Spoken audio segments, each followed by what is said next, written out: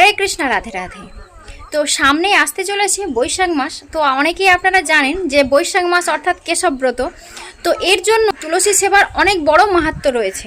তার সাথে ভগবান শ্রীকৃষ্ণ এটিও ব্যাখ্যা করেছেন যে এই এক মাস ব্যাপী যদি কোনো ভক্ত তুলসী মঞ্জুরি প্রতিদিন ভগবানের চরণে একটি করে অর্পণ করে, তার আর পুনর্জন্ম হয় না।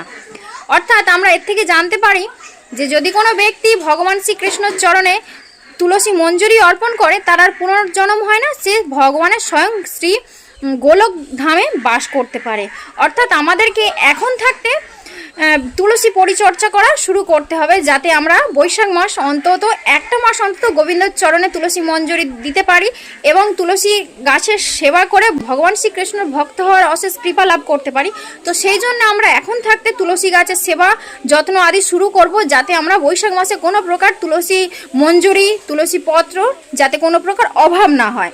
তো তাই এই ভিডিওটি বেশি বেশি করে শেয়ার করে দিন, যাতে সবাই তুলসী গাছ যত্ন নিতে পারে, বৈশাখ মাস ব্যাপী যাতে তুলসী মঞ্জুরি ভগবান শ্রীকৃষ্ণের চরণে অর্পণ করতে পারে।